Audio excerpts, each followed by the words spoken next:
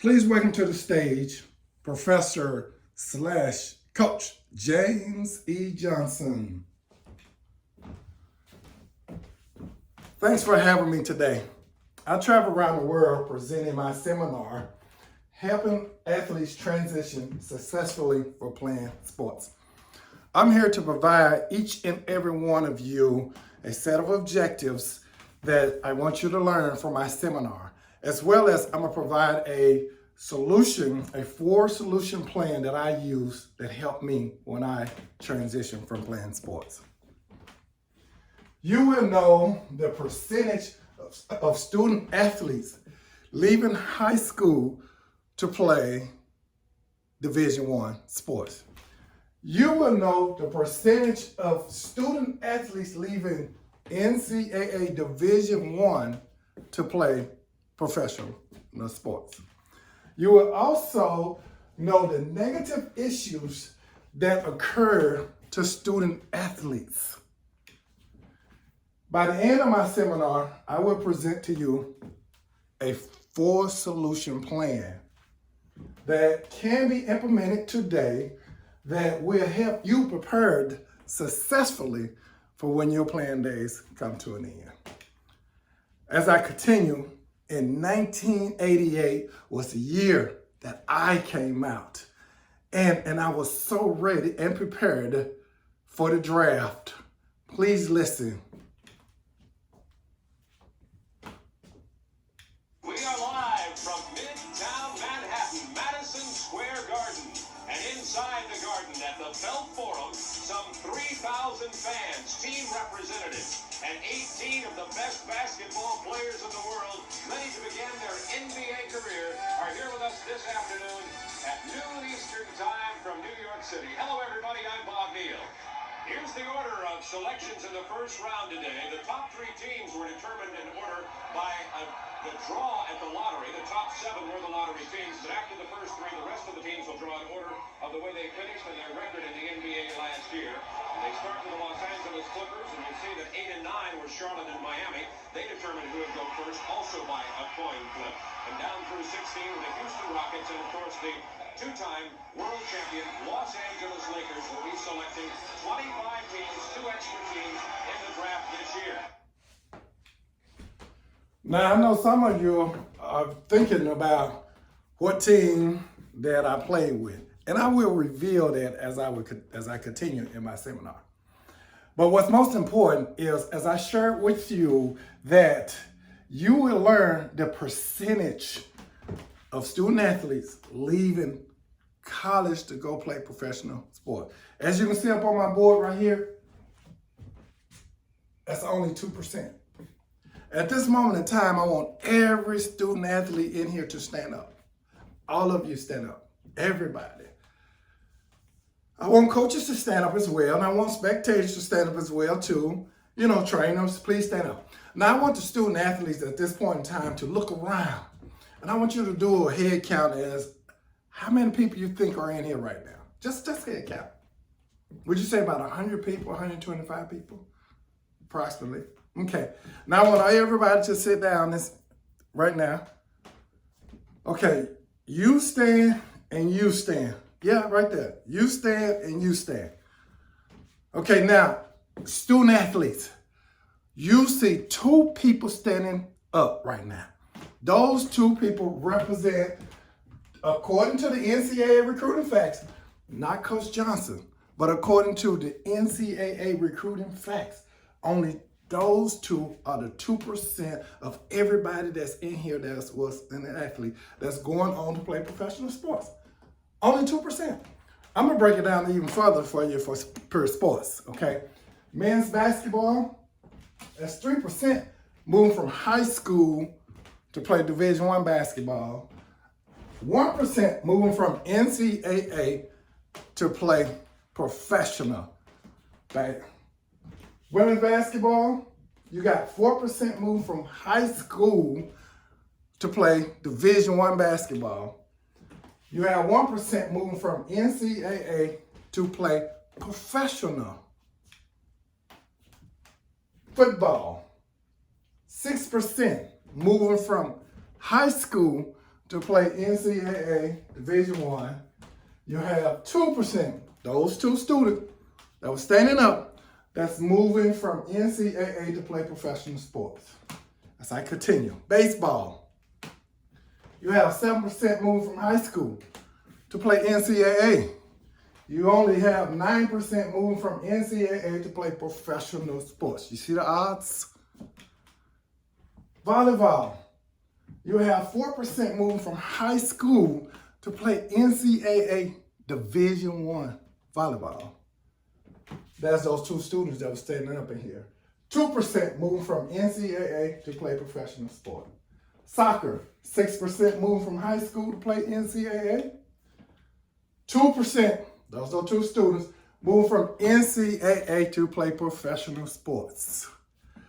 If you don't get nothing else out of my seminar today, nothing else, I do want you to walk out of here and take this with you. You are more than an athlete. I cannot emphasize that enough. You are more than an athlete. Each and every one of you are more than an athlete. My basketball resume, I do want to share that because as I shared in 1988 was my year when I came out. I'm going to share my basketball resume. I scored over 1,000 points in my last 2 years of playing college basketball. I'm an NAIA District 1 Player of the Year. I led my team to the NAIA District 1 Conference Championship. I'm an honorable mention All-American. I'm a most valuable player, MVP. I was the leading scorer and the leading rebounder on my college team. I earned several throughout high school, throughout my college years, several all districts and all conferences award. I'm a male athlete of the year. I am inducted into the High School Hall of Fame and the College Hall of Fame. I was selected to play in the Arkansas High School All-Star Game, my resume. And again, I know some of you are trying to figure out what team did I play with when I came out of college. Before going into college, I was a highly recruited student athlete. I was recruited from the University of Arkansas at Fayetteville. I was recruited for the University of Arkansas at Little Rock. I was recruited at the University of Arkansas at Pine Bluff. I was recruited at the University of Central Arkansas, Mississippi State University, Nebraska University, Louisiana State University. Several offers came my way. So I continue. For the first selection in the 1988 NBA draft, the Los Angeles Clippers select Danny Manning of Kansas. Second pick in the 1988 NBA draft, the Indiana Pacers select Rick Smits of Marist College. For the third pick in the draft, the Philadelphia 76ers select Charles Smith of the University of Pittsburgh. For the fourth pick, the New Jersey Nets select Chris Morris of Auburn. Pick in the draft, the Golden State Warriors select Mitch Richmond of Kansas State. For the sixth pick in the draft, the Los Angeles Clippers select Percy Hawkins of Bradley. For the seventh pick in the draft, the Phoenix Suns select Tim Perry of Temple University. For the eighth pick in the draft, and their first in the NBA, the Charlotte Hornets select Rex Chapman of Kentucky. Pick in the draft, and their first in the NBA, the Miami Heat select Ron Cycli from Syracuse. For the 10th pick in the draft, the San Antonio Spurs select Willie Anderson of Georgia. In 1988, although my basketball resume was pretty solid, I was not selected in the draft. I didn't make it. I had an agent. My mother came, you know, we had the resume, I had the skills. I did not make it. It was a bad day for me. It was a sad day, sad day. However, it could have been a worse day for me. It could have been the worst day of my life, but it was not, because I was prepared. And as I'm sharing with you, as I'm going to share with you, how was I prepared for if I did not make it to the draft? As I continue. This young man, Phil Heath, please listen to him.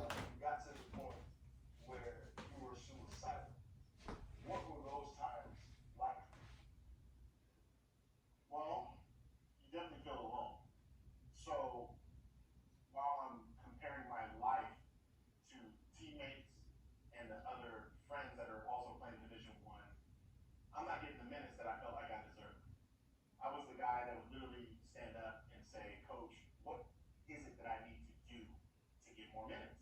I'm going to be extremely competitive with my teammates, but what do you need me to do? Because I don't like sitting here.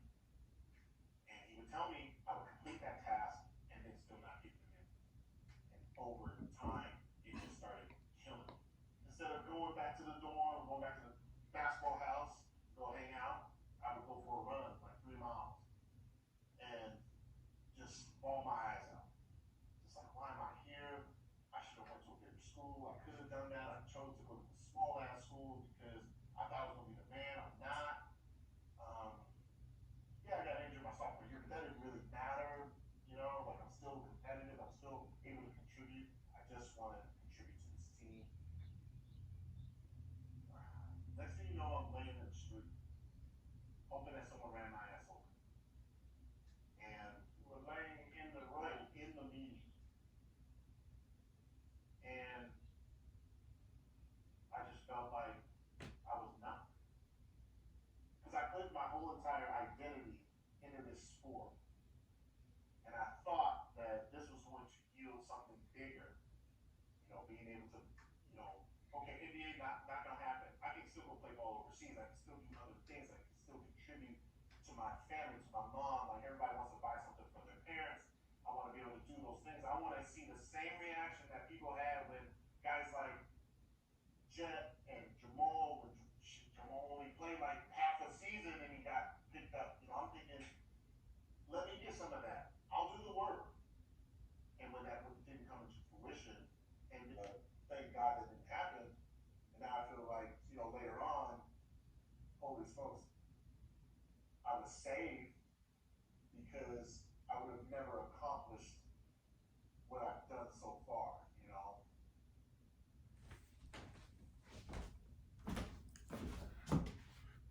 That's real. He wanted to commit suicide. He wanted somebody to run over him. He talked to his coaches about playing more minutes. I had the minutes. I built the resume, but I was not selected.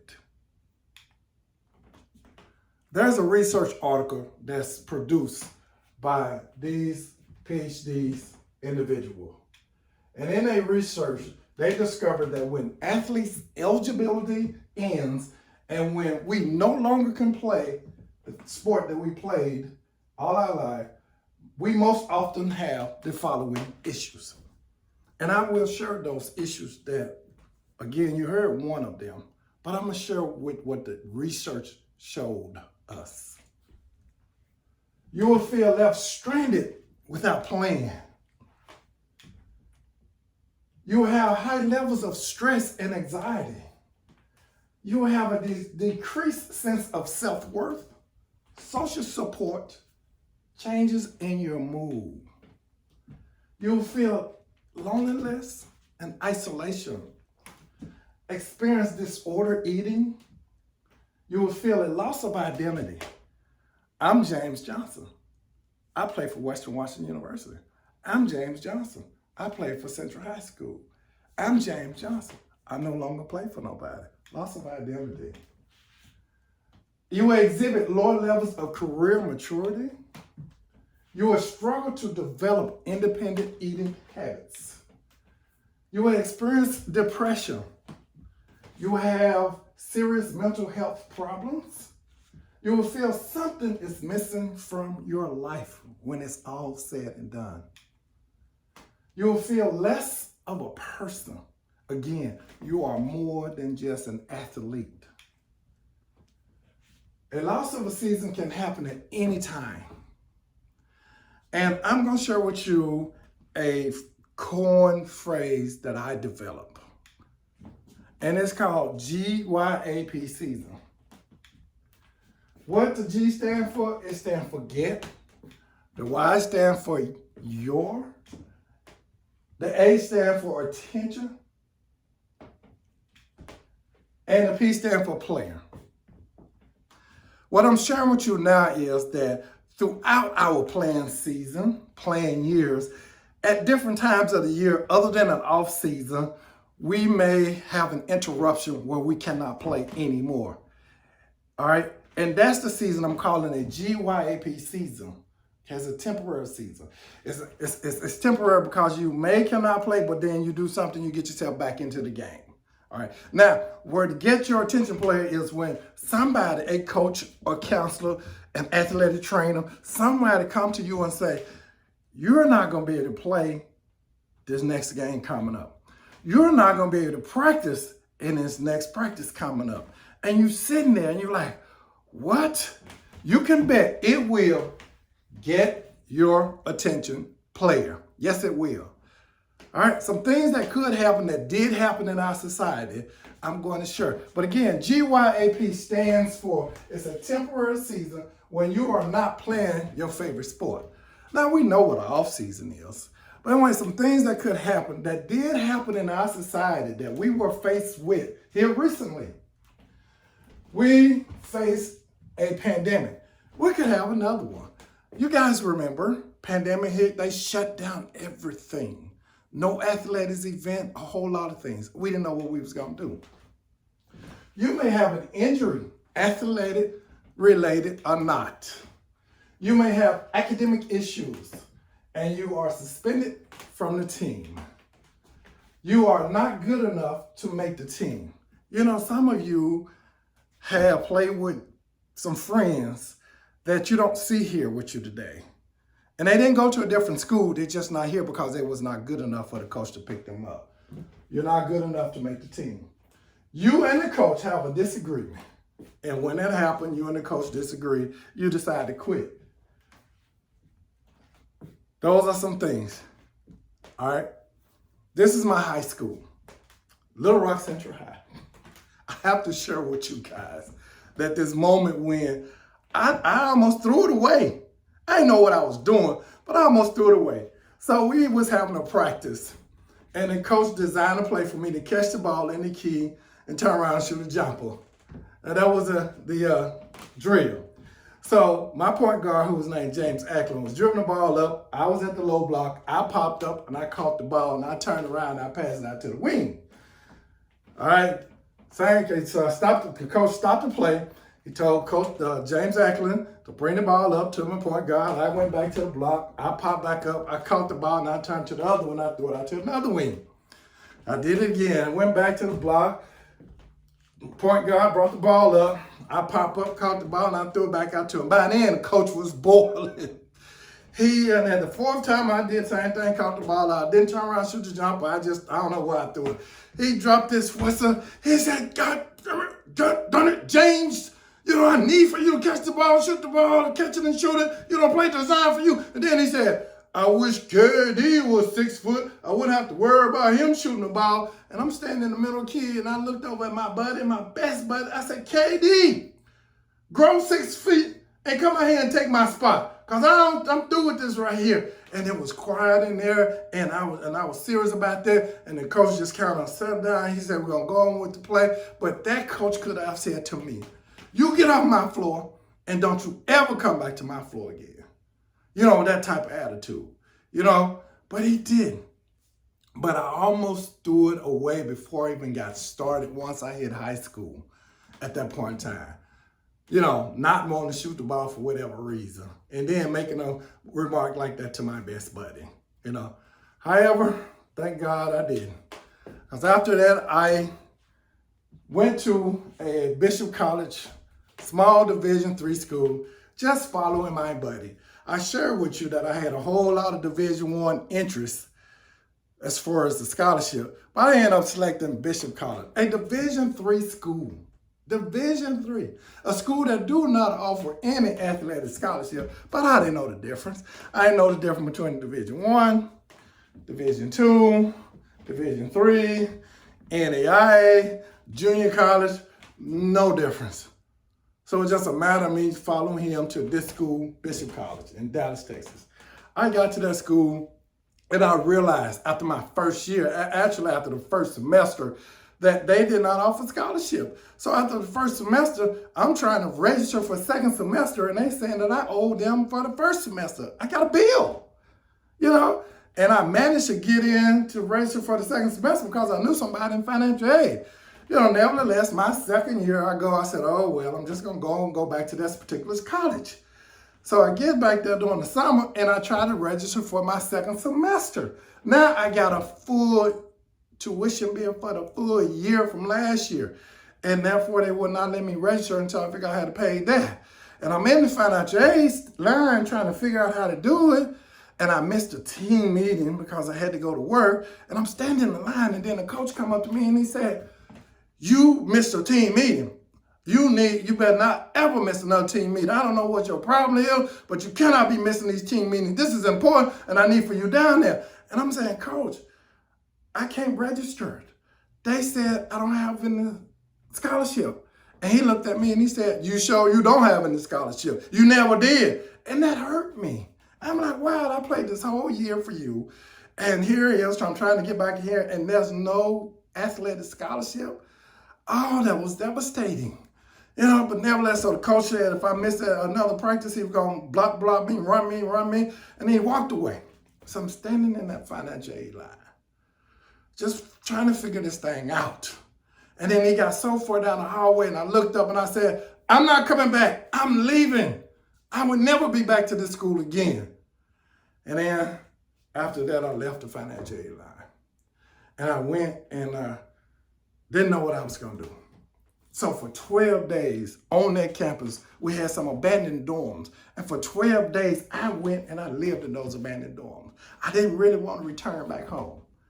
And then I would go to the cafeteria like I'm a student, athlete. They knew who I was from last year. They didn't question, let me eat. I would go to my old room and shower, and take care of my hygiene. And I get up and go to work. But 12 days, and then eventually they start sweeping the dorms and sweeping the campus, and then I had to go back home.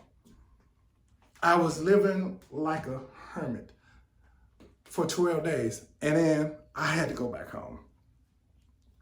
But that was the best thing for me, to go back home.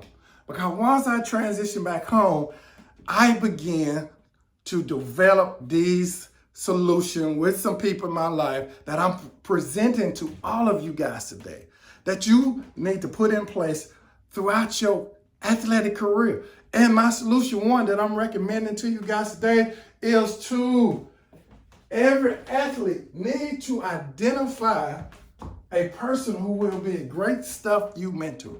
Every one of you need to identify what I call a GSU mentor, and I'm explaining that to you today.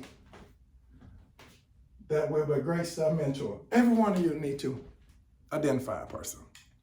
A GSU mentor, a mentor mentors can help to guide and shape your present situation and future opportunities for the better.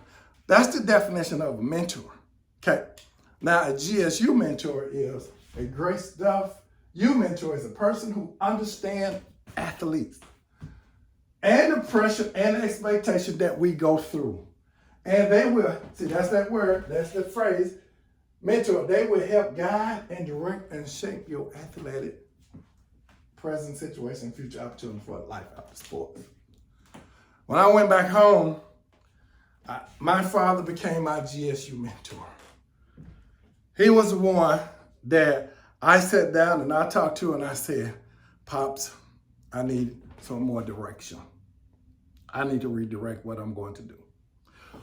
While at home, as you can see that beautiful picture right there, that fella, that's my signature dunk. That's James E. Johnson, my signature dunk. Well, while at home, I decided to play in this Dunbar League, one of the best Pro-Am league in the city of Little Rock. You know, current basketball players, current professional players, former athlete, basketball, NBA, former college player, one of the best common player in this league. And so I was there and I decided to play it. We was having a game. And I'm like, oh my goodness. I caught the ball off the rim. I'm dribbling the ball down the court. And I'm saying, I'm going to show everybody my signature dunk that I have developed my first year in college. You know, and so I'm dribbling, and I get to the rim on the other end, and then I go up. And I go up. And I go up. So I'm flying, and I turned that right here, just as you see in the picture. And then I was coming back, bringing the ball down, and then all of a sudden there was wind. Gust past me. And I came down out the air, and I looked up, and I saw one of the better players, hang, to hook my ball on the goal. It was like it was suspended in air. I didn't put his niche up there. Now by then the crowd over there was just, it was erupted all on the sideline and everything. And I'm like, oh man, look at this here. You know, and then I started banging, I high-fived him, and I, you know, it's like, boy, that was good. But at the same time, I was truly embarrassed as to what had happened to me. Well, that was one of the good moments while I was at home making a transition during my GYSP temporary season. After that, as my mentor and I talked and redirection, I decided to go back to Northlake Community College, also in Texas. And at Northlake, I was there a semester. And at Northlake, it was like a time for me to, okay, get it together, really improve my athletic skills, because I had fell off the radar by being at the Bishop for 1 year. And so at Northlake, I joined that second semester, played basketball. I worked hard on my game to get better, because now I really want to go into the league. I really was heading to the league. So I joined the gym and I played basketball, worked out hard, improved my game. You know, I went to the classroom, went to work in the cafeteria, went to the gym, worked out. Weekends, worked out. Weekends, workout. After school, workout. Weekend, workout. Weekend, workout. After that, my skills got better. And I became Texas Metro Player of the Year at Northlake Community College. After that semester ended, I transferred. And I went to Washington State, way up in Seattle area.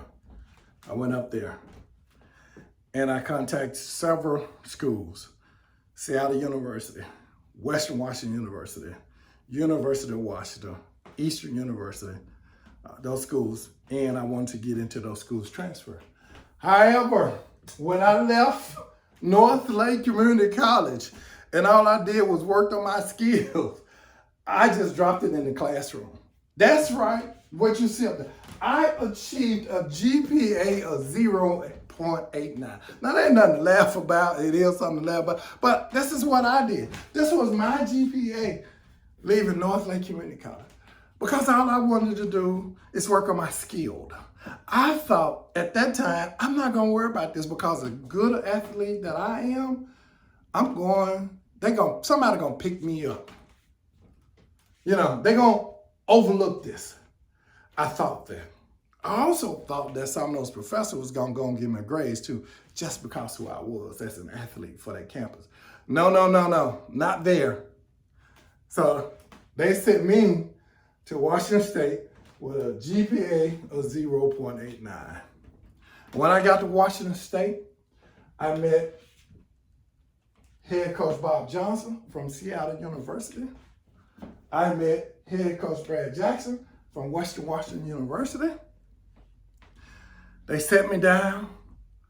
They asked me questions, mainly about academics. They really wasn't worried about my basketball ability. They asked me a question about academics. And one of the questions they asked me was could I do college work? Well, I kind of feel embarrassed because I had proven I can do college work my first year at Bishop College.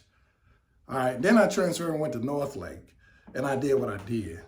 However, they asked me that. And then in their, and while talking to me, they suggest that I attend another school to get my GPA up. And this, I'm bringing you the second solution that I want you guys to add. Focus on your academics beyond eligibility.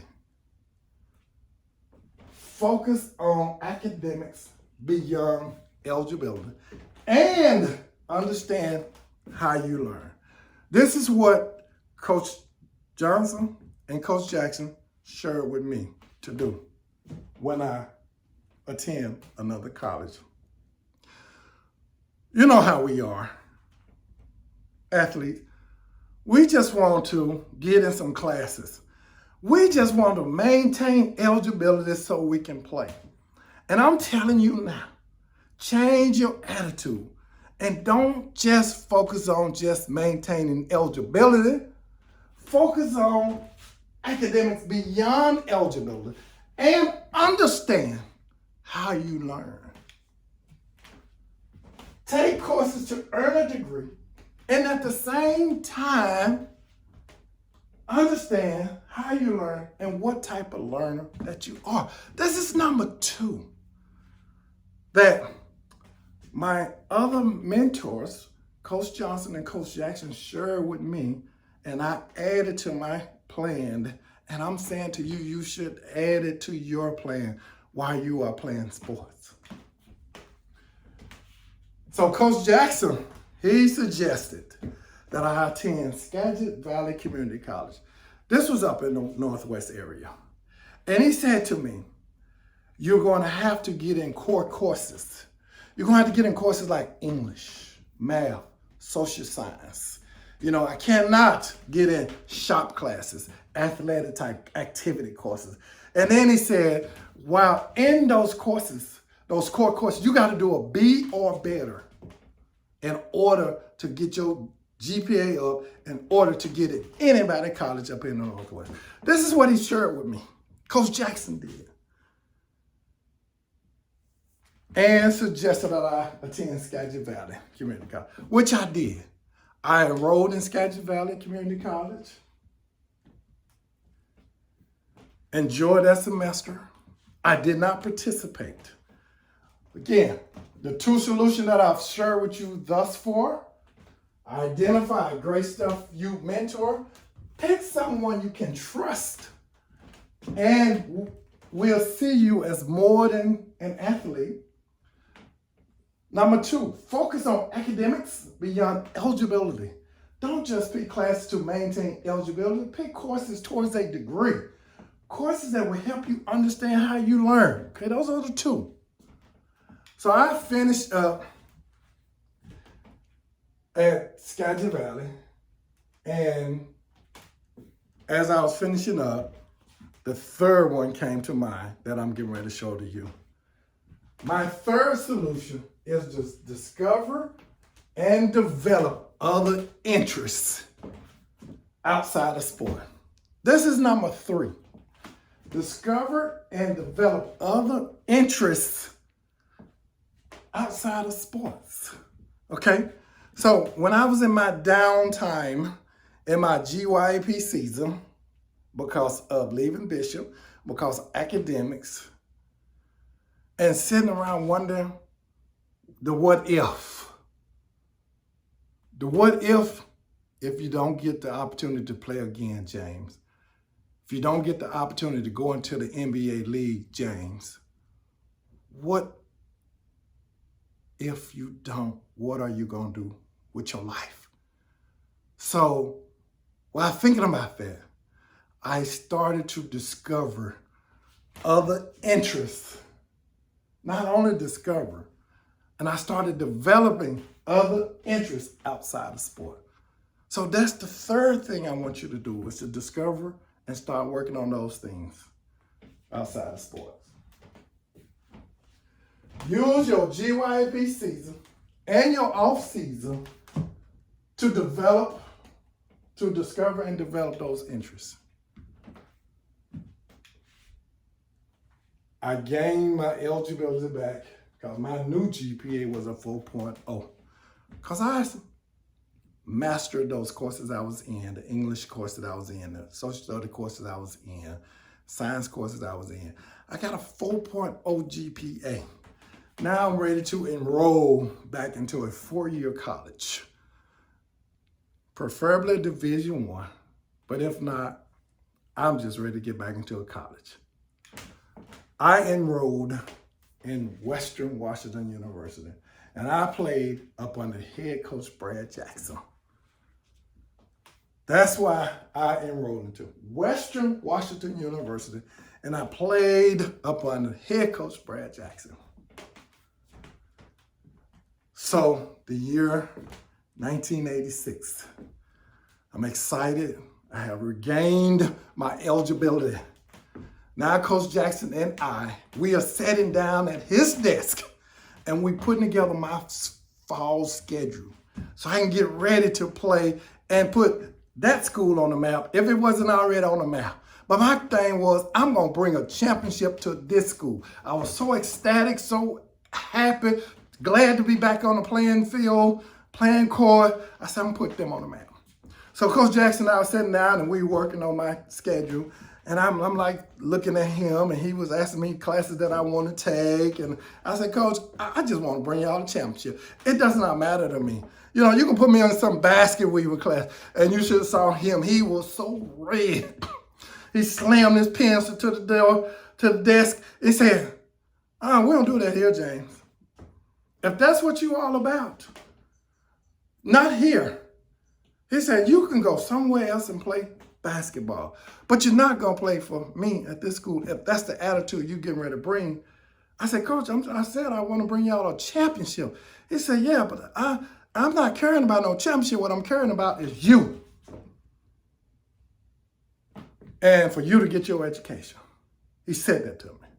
I mean, today in our little circle up there, we talk about how Coach Jackson was getting ready to release one of his prize recruit, and that was me.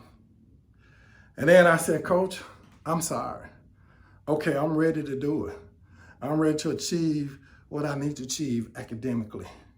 And he sent me over to meet this young fellow over to the Academic Advising Center. He sent me over there so I can complete my schedule. And when I got over there to complete my schedule, I met, and what I'm finna share with you is the fourth solution. Identify a great stuff you transition coach. My fourth solution is to identify a great stuff you transition coach. When I went to the Academic Advising Center, I met this young man named Tad Pratt Jr. We sat down, we looked over my academic proposal, we talked, and he became my transition coach. He was, if not the most important person, other than the coach himself, he became the most important person in my life that helped me with what I'm telling you, transition, from your plan days. What is your plan? If you have one, if you don't, you need to put these things in place right now so you will have one. So at the time in 1988, when my name was not announced, and yes, it was a poor time, bad moment, sad moment for me, it was okay because I had met this young man, Tad Pratt Jr. And he gave me my plan. We assembled it. The definition of a transition coach.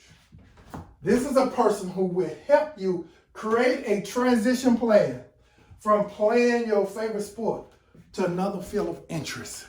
This is what he did for me, and it changed my life for the better.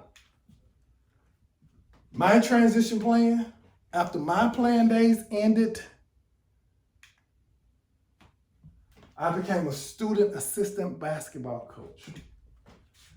I graduated with a Bachelor of Arts degree, working as an academic counselor, working as an admission counselor. I obtained my master's degree. I had 30 plus years as a college basketball coach, 30 plus years as a college professor. I'm an entrepreneur. I'm an athletic consultant. I'm a motivational speaker.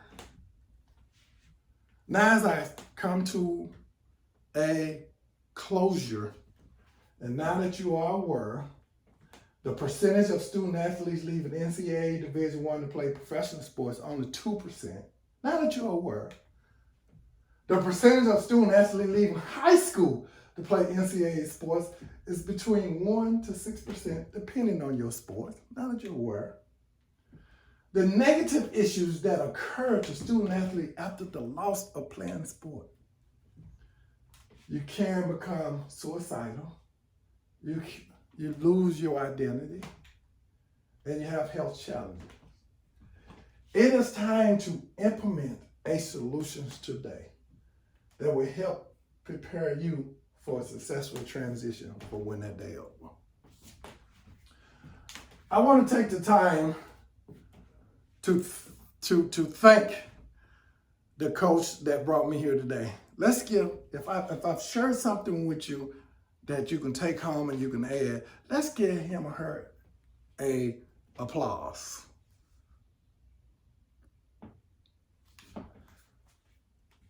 Start today with one of these plans. He's identified great stuff. You mentor.